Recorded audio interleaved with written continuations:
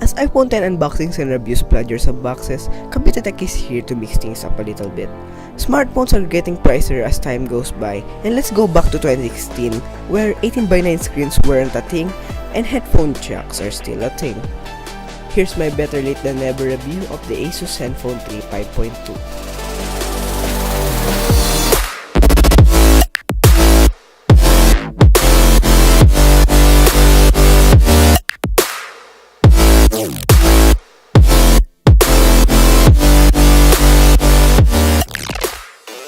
In July of 2016, Asus launched the third iteration of the ZenFone lineup, including the ZenFone Max, Laser, and here I have the mid-range offering, the ZenFone 3.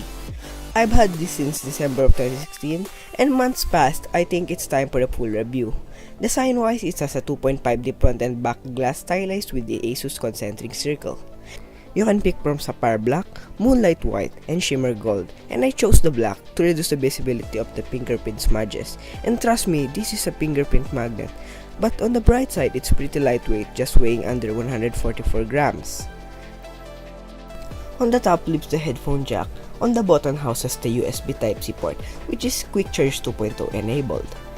And on the sides are the buttons, a very different approach from Asus since their second generation ZenFones used to put them on the back. The fingerprint sensor and the protruding camera sits along with the dual tone flash and IR blaster, which helps for focusing.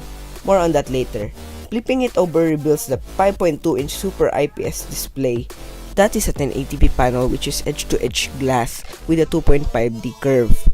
And it's also protected with Gorilla Glass 3. Something I didn't like is the bottom-mounted speaker. It isn't loud enough in my opinion, and it being auto-mounted means you will cover it up when you're holding the phone landscape mode. This is the one that represents the future of Apple smartphones. This is iPhone 10, and while it doesn't say X, powering all those pixels is a Snapdragon 625, which is an octa-core processor that is clocked 2 GHz. And normal to heavy workloads, this processor can handle them with ease and is very optimized in terms of battery life. More on that later, but multitasking isn't a bottleneck at all with this 4 GB of RAM on board. I never had any problems in terms of performance on this device, and gaming isn't a slouch either. With the Adreno 503 inside, expect games run to mid to high settings on that 1080p screen.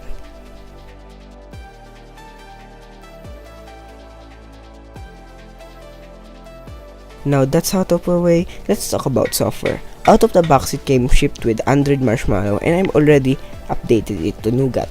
But Asus promised an Oreo update this Q1 2018, hoping that will happen.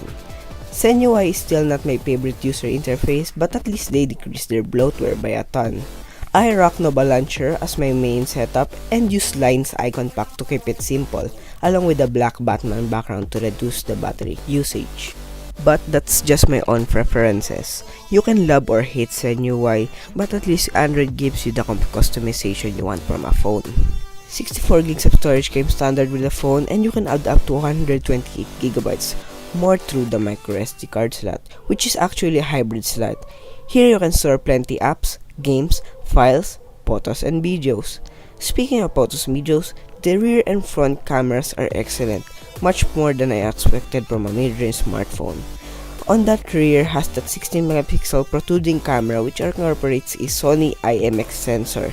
On the sides of that camera is the dual-tone flash and the IR sensor, which can help focusing and tracking more of the subject in the photo using an infrared light that measures how far the subject is from the phone.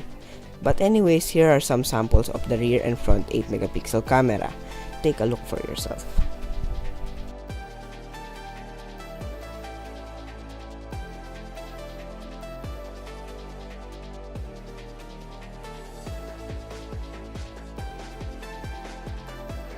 By the way, some of my previous videos were shot with this camera and I linked them down below. This can take 1080p 30 or 24 and 60 fps and also 4K at 30 fps. The non-removable battery is rated at 2600 mAh. It could be bigger, but in my months of using this phone, it can last a day of medium usage to heavy usage. But don't expect searching at up to 2 days. You can get even more if you use it less often. I really hope there was wireless charging on this smartphone, but that's what you get with a mid-range price. In the good side, it has Quick Charge 2.0 built in and it's quite fast. So, in conclusion, is the ZenFone 3 worth it in 2017? And in general, are old flagship phones still good in 2017?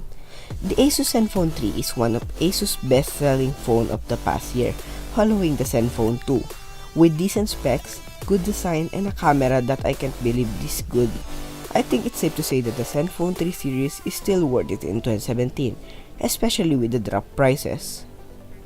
Touching up on old flagships and if they're still worth it, my friend Norm's CaviteTech also has a video on that, so I'll link that down below also, under that like button.